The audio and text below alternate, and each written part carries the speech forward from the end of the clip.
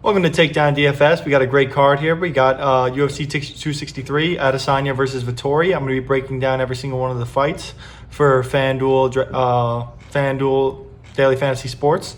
So let's get into these fights because we got a lot of fights to break down, and let's try not to make this video like 30-something minutes.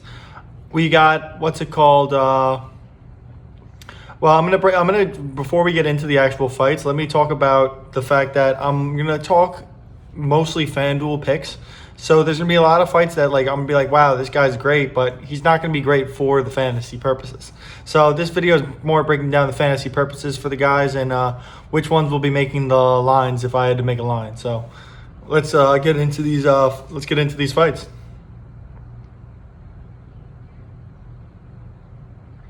To start off the card, we have a heavyweight matchup between Carlos Felipe and Jake Collier. Carlos Felipe comes in at minus 178 favorite to Jake Collier at plus 144. And this is minus 136 to go the distance. So they believe it's going to stay, go to decision. So these are two very big heavyweights. These are legit heavyweights. These guys are pretty big boys. And the line has moved towards Collier. So the line actually opened with Felipe as more of a favorite, which lets me know that maybe this is time to shoot on the dog. But Collier does a lot of volume, but Felipe could take shots. So Collier will be throwing a lot of punches, but Felipe has shown that he can take even the heaviest of shots, and Collier's not going to give him the too heavy of shots for this division. Collier's kicks, though, could be a factor. I love the people that have leg kicks because if you see a leg compromised in a fight, it changes the whole dynamic of the fight. You get a guy that came in as a huge favorite to be compromised from a few leg kicks. And Carlos Felipe comes in at $19 to Jake Collier's $10.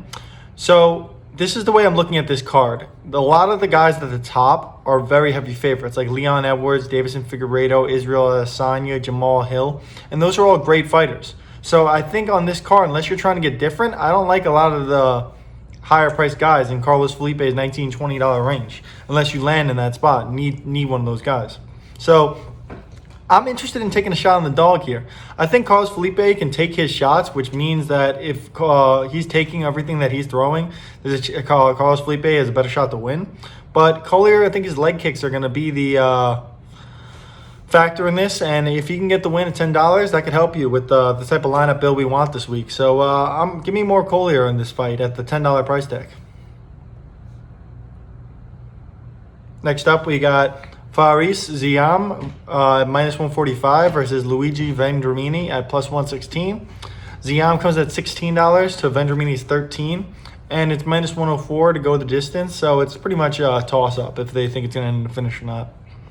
So this guy Luigi Vendramini has been off for a while. He tore his ACL last fight, and then they did a bad job repairing it, which doesn't sound good. And then he tore it again, and that's why he has this long layoff. So they didn't do a good job preparing it the first time, and he had this whole ACL injury thing. But at least in that time period, you have a lot of time to think and train and get better.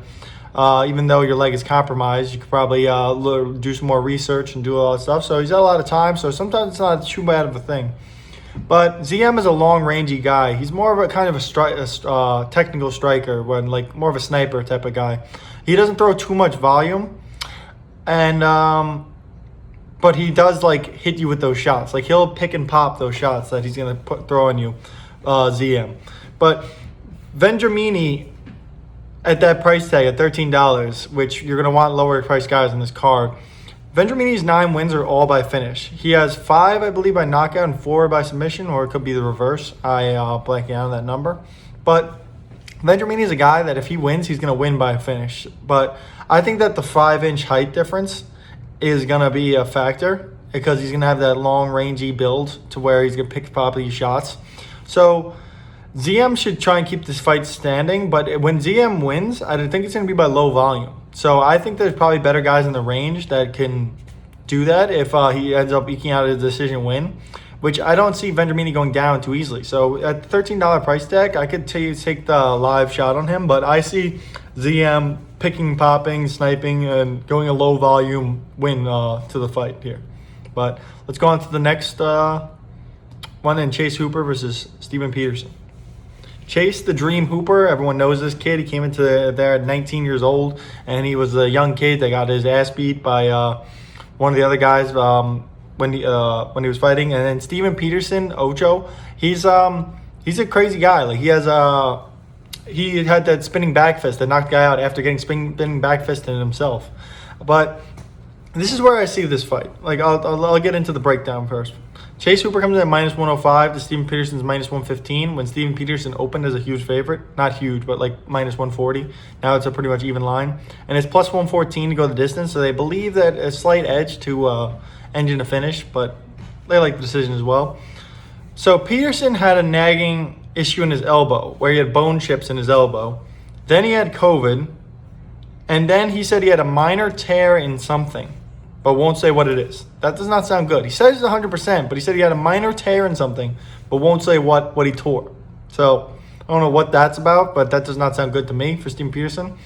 And Chase Hooper is a guy that's very, very good on the ground. He's like a kid. So when you look at him in the ring, you're like, okay. But then when he gets on the ground, he's so technical and so good at what these moves and these crazy moves that he does to be able to just get one up the person on the ground. So he needs to get this on the ground. I think it could take only one takedown to be able to finish this fight. And this is what I see is Chase Hooper is a guy they've been promoting a lot. Like he's a guy that they've been trying to get wins in the UFC. And this is like the Sean O'Malley Almeida fight where the line was close and everyone was like, oh, I don't know about Sean O'Malley. He has a couple of things that... And Sean O'Malley went out there and starts the guy and beat the crap out of Almeida. So now I think it's the same exact scenario where Hooper is they want to get him a win. They put the line even. And I just think at $15, I'm going to take a lot of shots on Chase Hooper and because I think he wins. If you think Steven Peterson wins, he's a great thing to take a shot on too because he's only $14. But I think that this is a fight where they're trying to get this kid a win.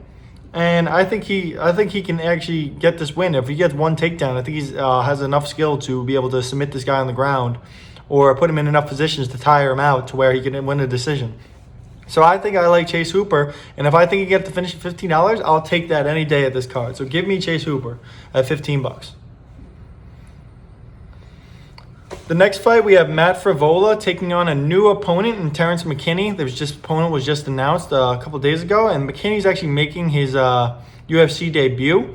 And I did some research on this Terrence McKinney kid, and the first thing you'll look up if you look up Terrence McKinney is the fact that he was high on acid and got into a fight with the cops and was tased and died from the drug abuse and was revived by the ambulance. And this kid he's making his UFC debut. So it's crazy where he can come up from to make this. And Matt Frivola is a heavy favorite at minus 260. That's where the line moved for him. And Matt Frivola, the steamroller, is a very tough dude. But at $20 on this card, I don't know, and they don't have any odds for the to go the distance because it's a newer fight. But $20 on this card, give me all the other guys besides him. I'll take the main event guys over Matt Frivola. So I'm just not going to look in Matt Frivola's direction, even though I think he could starch this guy. I don't think it's enough to beat out a Davison Figueiredo, a Leon Edwards, or an Israel Adesanya, Jamal Hill. So, but on the other side, the dog, McKinney, has been a scrappy fighter. He just does not go away. And he's had a couple finishes. He's a tough guy. His last 3 wins, I think, are by knockouts. And he's a tough dude. And for $9 at the minimum price, making your UFC debut, we've seen these guys in their UFC debut shock.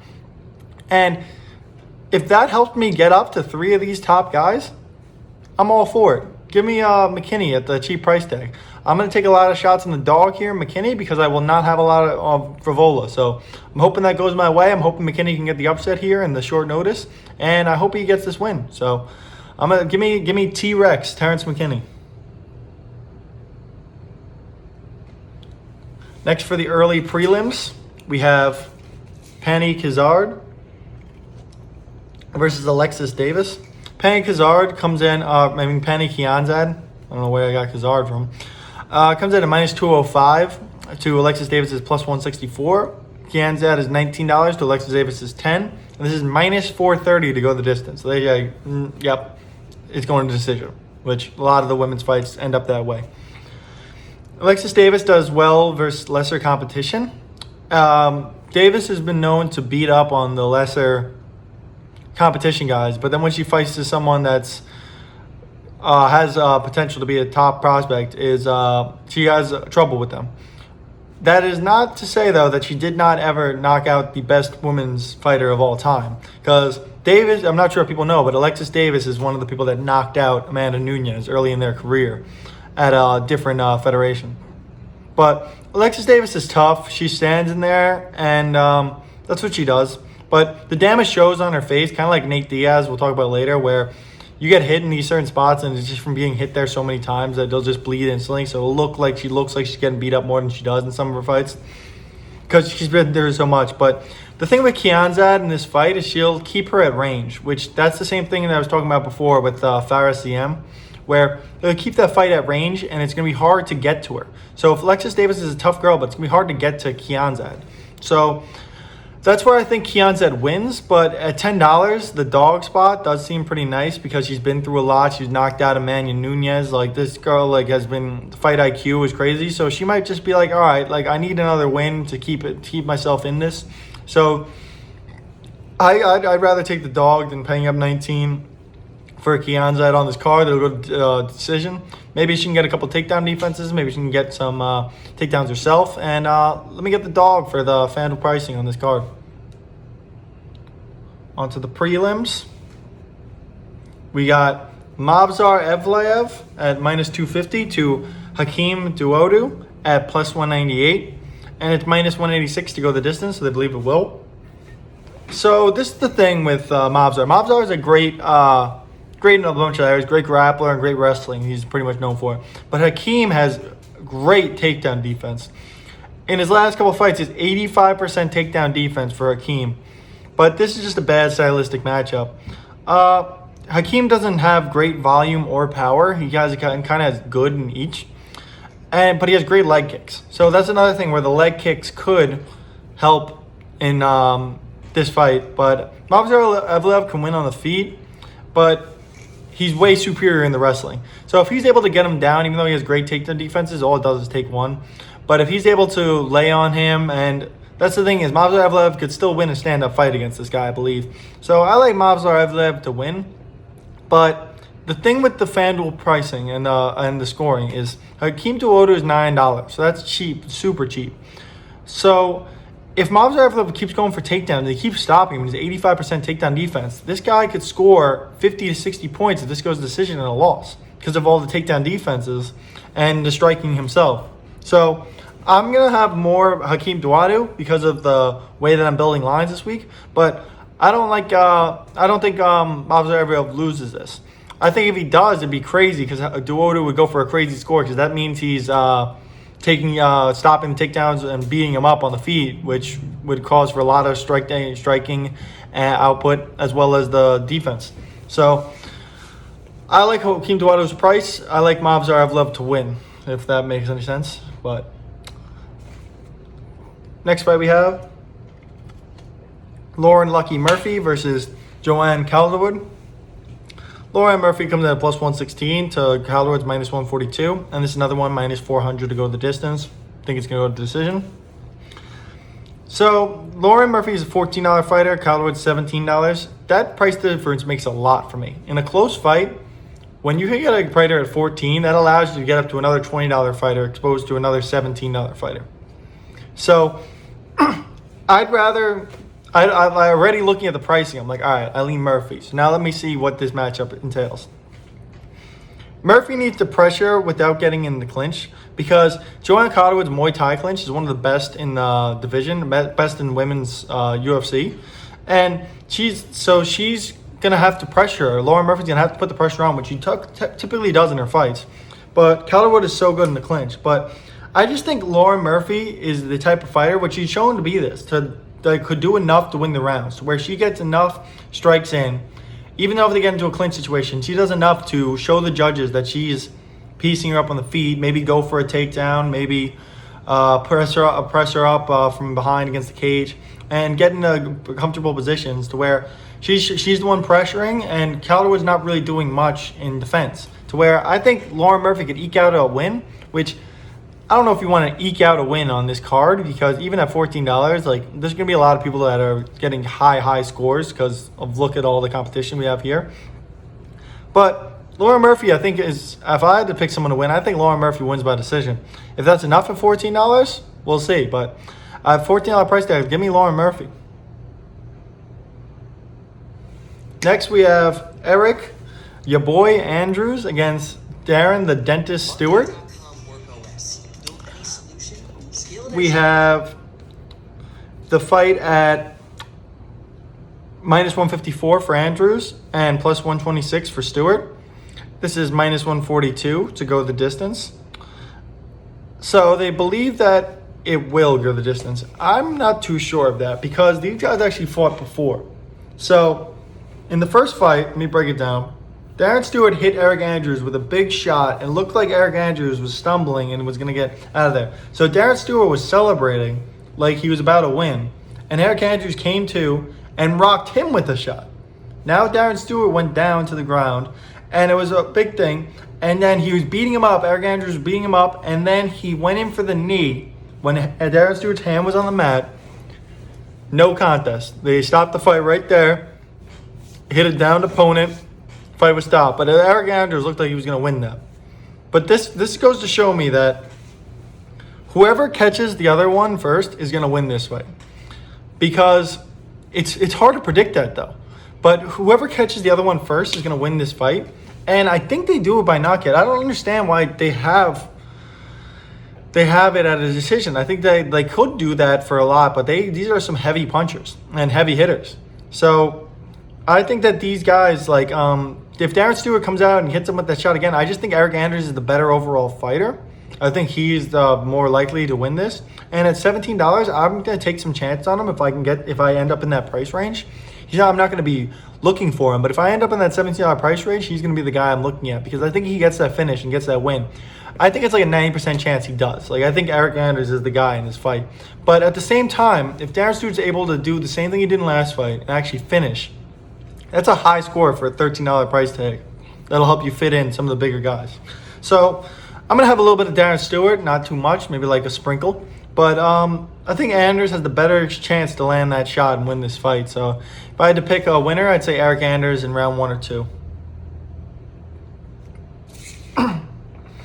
This is going to be a good fight here. Could be even fight of the night, except for the main cards. But Drew Dober comes in at minus 150 to Brad Riddell at plus 122. And this is where it gets crazy. Normally in that, you'll see a $2 price difference. Drew Dober is $18 to Brad Riddell's $11. They have a minus 180 to go the distance. But this is where I'm confused at the line and the price tags. Brad Riddell is known as a striker. Like, he's one of the best strikers. Like, that's what he's known as for. He came in doing kickboxing. He's a striker. That's what he is. Riddell will have the speed and technique advantage. That's what I think. And Dober has the power advantage. And he has the opportunity to shoot takedowns, but he's shown that he'll strike with other strikers. So whoever's moving forward will have the advantage in this fight. And I just don't know who's going to be the more aggressor because they're both going to want to move forward, but it's just who will. But I think that since Riddell has the speed and technique advantage, I think he's going to be the one moving forward. And Dober has the power to get him out of there. Yeah, he has the power to rock him and sustain his power and sustain his speed and technique. But both guys have the tool to finish, and I think Riddell has the chance to put him out. And I think it's pretty much even chance. And he's the underdog, and he's $7 difference. And getting Brad Riddell helps me get the higher guys. Give me Brad Riddell in this fight. I think he could have a performance where he's getting a lot because he has the speed and technique advantage, where he's getting a bunch of significant strikes, kind of like we saw with Ponzinibbio last week. And I think Riddell could either win a decision based on his speed and technique alone, that he's landing more shots, which would have a lot of significant strikes. And at that point, if he's getting beat too bad, I think Dober goes for takedowns, but Brad Riddell's going to be watching for that. So you can get some takedown defenses as well. So I like Brad Riddell to outstrike him if they try and stand this up and win for that $11 price tag. Give me him. So now we go on to the main card. This fight is going to be a great one. Paul Craig at plus 246 versus Jamal Hill at minus 320. I think they just had to make a line for this. I think Jamal Hill starches this guy. Starches him. It's plus 180 to go the distance. I don't know. Like, it should be more. $21 to $8.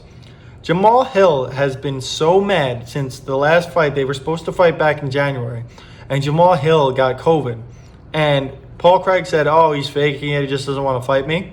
And Jamal Hill took that to heart. They've already fought in the lobby, like yelling and screaming match at each other. And he's been saying all this shit, and Jamal Hill's ready. And he said, oh, you better be ready for this.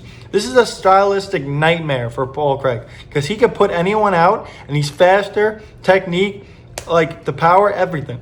Paul Craig's going to try and get up on him, but if he tries that, if he comes in even the slightest wrong way, Jamal Hill will knock his lights out.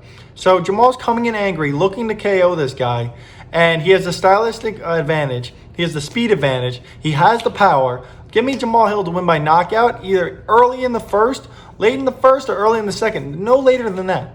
Jamal Hill is knocking this guy out.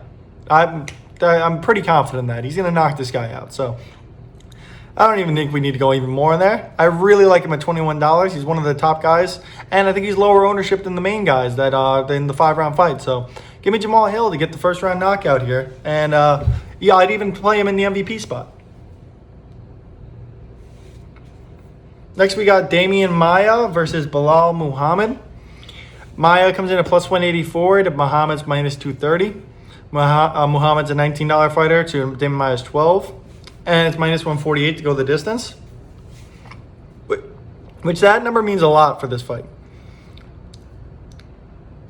I think if this goes to the distance, you can't take Muhammad, because the other guys that I've talked about and that we're about to talk about in the main events are so much better, like scoring output wise, and if they think that they have chances to get finishes, that I don't think you could play Bilal Muhammad on this card, because he'll get some ownership because of the name recognition. But I don't think Damian Maia is tough. Like, for an old guy, he's tough. Like, so Leon exposed Bilal a little bit in that striking matchup, where Leon was definitely going to win until that awful eye poke that he was bleeding out of his eye. It was gross, and then no one knew if he was going to see again.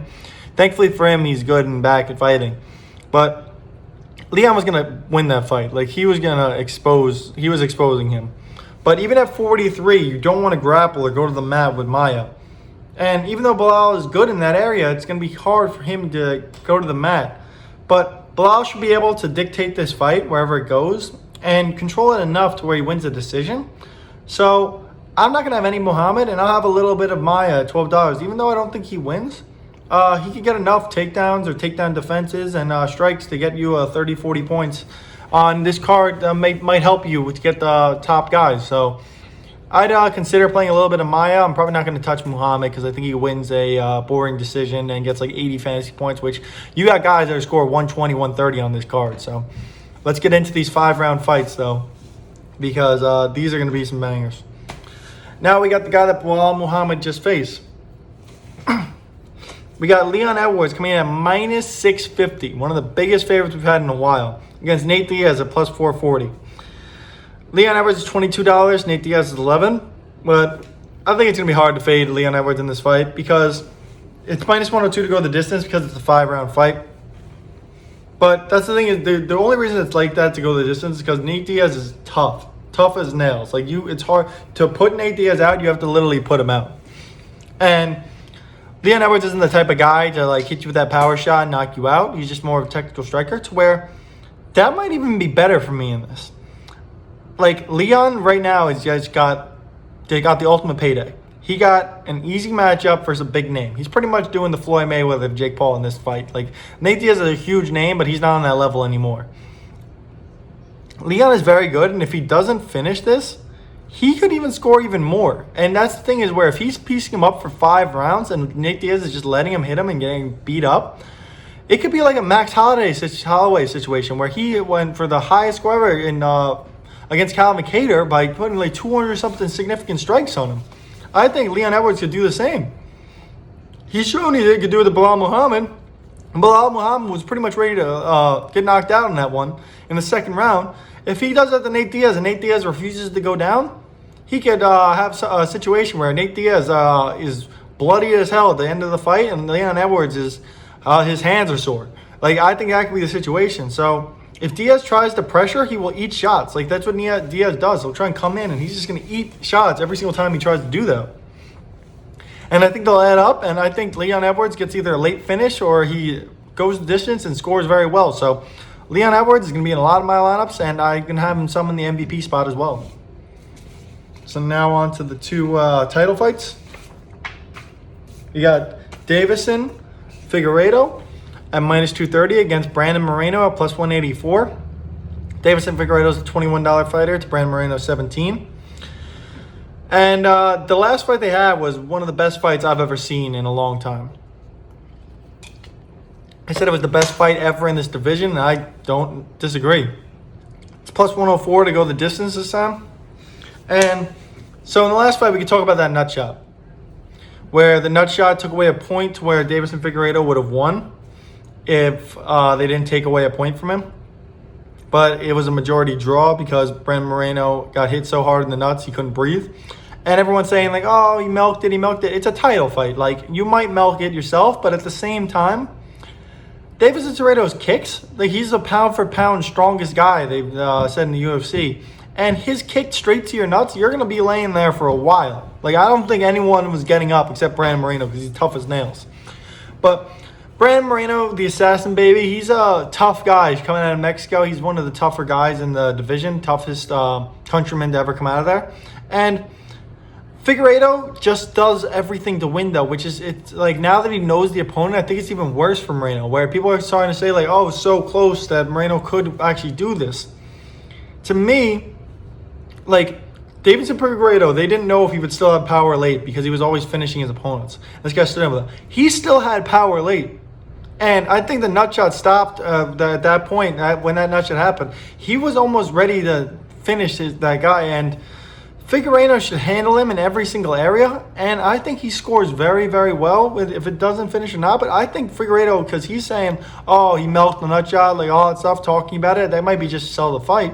But I think Figueiredo handles this guy and beats him up. I think that's what happens in this fight. It's going to be a tough fight, but I think Figueiredo could get a lot of significant strikes, a lot of takedown defenses, a lot of takedowns, and then just starch him in the 4th and 5th round. Like, I think that ends in a finish over there, and that's going to score very well. So he's another guy I'm looking to have a lot of at $21. So that's why I like a lot of these cheap guys, to fit these guys in. So now we go on to the final main event fight. Israel Adesanya versus Marvin Vettori. Israel Adesanya at $23. He's minus 280. And Marvin Vettori at plus 220 is $16. Adesanya is the highest priced fighter on this card, and it's minus 124 to go the distance, so they think it will. The last time these guys fought, they fought a 3-round match where it was a split decision that Adesanya won. I have no idea how that was a split decision. If you go back and watch that fight, Adesanya clearly won the first 2 rounds. 3rd round was a toss-up that probably went to Vettori because he had a lot of control time. But like, I just think that Adesanya clearly won that. It should have been 28-27 across the board. And Adesanya knows that too, but Vettori has been pretty much crying that he won that fight. That, oh, I won it. Which, you don't want that mindset. You want the mindset of Moreno, where it was a close fight and you're like, oh, now I can maybe work on my game a little bit more. Vettori's like, oh, I already won. I beat this guy. Like, you need to, like, Adesanya's going to come in stronger. Like, he just fought a 205 Jan Blachowicz. He got a lot of lessons from that fight that he had no business being in. And he held his own there. And now he comes in against you at this weight. Like, it's going to be tough to fight for Vettori to win. So, when it gets, so Vettori crying won, not a good mindset. But when it gets late, Adesanya can pick him apart. So I think that's the thing where if he keeps chipping away, which that's what he does in his fight to Adesanya, he finally puts you out. And I think if he chips away at Vettori's not a guy with crazy cardio. So I think he'll be able to put this guy down. So Vettori has shown that he can get hit, and he needs to damage. What he needs to do, the game plan for Vettori to win, is to get on top of him and control him early in the fight, to try and diminish a lot of Adesanya's power and speed and try and tire him out. So if you're able to tire him out in the first 2 rounds, it makes it easier for you in the later rounds. So this is not a fight like the other ones where I'm saying Adesanya is definitely going to win this, where I think that Figueiredo has the next high shot, and I think that Leon and Jamal, I don't think that, like, I'd be shocked if they lost. But in this one, I see a path to victory for Vettori. I think Adesanya wins and starches him in the 4th or 5th round, just like happened with Figueiredo. But I see the path to victory for Vettori, to where if I'm that $16, I wish he was like cheap, very cheap, like some of the other guys. With that normally when a $23 fighter, you get the other guy like $8 or $9. But I wish he was cheap because I would have a decent amount of Vettori. But we got what's it called? But that's gonna be hard for Tim to win. So I think if I had to rank the top guys, I think they all win. I think Adesanya, Figueiredo, Leon Edwards, and Jamal Hill win. But I think that if I'm picking my top favorite 3, Adesanya doesn't make the bunch. Because the way that he fights, I think there's a way that the other 3 guys outscore him. So that in that scenario, if I have the other 3 guys and I could fit in Vettori and possibly get all 4 winners, if that script happens, I'm going to look to do that as well. So give me Adesanya to win, but overall, this is a great card. And I think it's going to be crazy when we make lineups because there's a lot of big main events. And that's the other thing is I think Adesanya is going to be the highest owned out of all of them just because of name recognition. So hopefully we get another great card. Hopefully there's no eye post, no contest. None of that Mason Jones last week where no contest because the eye poke or kicked in the nuts. So hopefully we get some great fights this week, and it should be a great card. So follow me at all the socials at Takedown DFS on Instagram and TikTok, and on Twitter at TDown DFS. And make sure to like and subscribe and follow for more of the UFC videos. I'll have my favorite picks posted on the TikTok and Instagram. And let's take down.